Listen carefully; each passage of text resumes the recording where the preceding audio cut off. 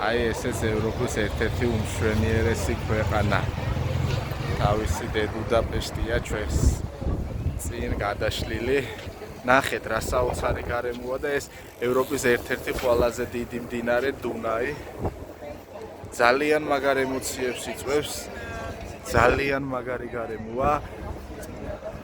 აი დახუნძლულია შეიძლება ითქვას ღირსშესანიშნაობები, ძალიან ლამაზი სივრცეები და ეს მისი ერთ-ერთი მთავარი მშვენება ჯაჭვის ხიდი. ევროტური მაქვს ეს დღეებია. დაახლოებით ერთი კვირაა ევროპაში მოგზაურობ. პრაღის შემდგომ ვენაში ვიმყოფებოდი და მოცარტის ქვეყნიდან უკვე ამ საოცარ გარემოში გადმოვინაცვლე და ეხლა უკვე შევაბიჟებ.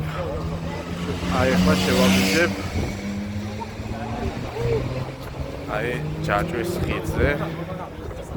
მოდი ახლო დამიხილოთ კიდევ ერთხელ დუნაი, მისი ერთ-ერთი მშვენება. ძალიან მინდოდა აქ მოხვედრა და ძალიან მაგარი შთაბეჭდილებების ქვეშ ვარ. აი ცოტა მოშორებით პარლამენტის შენობაა, რომელიც ასევე საოცრად ლამაზია. აი ციხის ტერიტორიებს ვადევნებთ ახლა ჩვენ კონსერვოთ ფსებზე. ფაქო რას გვეტყვით? აბა გაგვიზიარეთ შთაბეჭდილებები, გამარჯობათ, მოგესალმებით. რას ვიტყვი და ეხლა ვნახეთ რა და მაგრამ ბუდაპეშტის სილამაზე მოლოდის გადააჭარბა რა რას ეთქვა ელოდით ასე შთაბეჭდილებებს? და ეს ჯერ მხოლოდ დასაწყისია ჩვენი უნგრული ვოიაჟის. საერთოდ თავისი ელებს დუნაიზე და შეგიძლია იქ კრუიზით გვაქვს უკვე დუნაიზე უშუალოდ. მადლობა. ვინც წილი გოგონებო, ჯაჭვის ხიდზე ვართ. ჯაჭვის ხიდზე ჩავთქვათ სურვილები, მოდი ჩვენ გულებში. ვინც დავბრუნდეთ, პირველი ეგ სურვილი იყოს.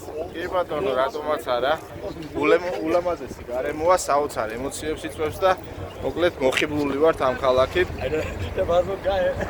ძალიან მაგარი. საოცრად ლამაზი. ძალიან მინდოდა დუნაის სანაპიროზე მოხვედრა და ამ შთაბეჭდილებებს უკვე უშუალოდ ადგილზე შევიგრძნობ. ის რაც ფილმებში გინახავს ადამიანს ან თუნდაც წიგნებში წაგიკითხავს მისი გადათხილვის საშუალება რომ გეძლევა სულ სხვა განცდებს იწვევს და ძალიან მაგარი. მოკლედ ძალიან ბევრი სანახაობები მოხდა დავტკბები ამ სანახაობებით და შემდგომ ვეცდები გაგიზიაროთ ეს ემოციები დროებით.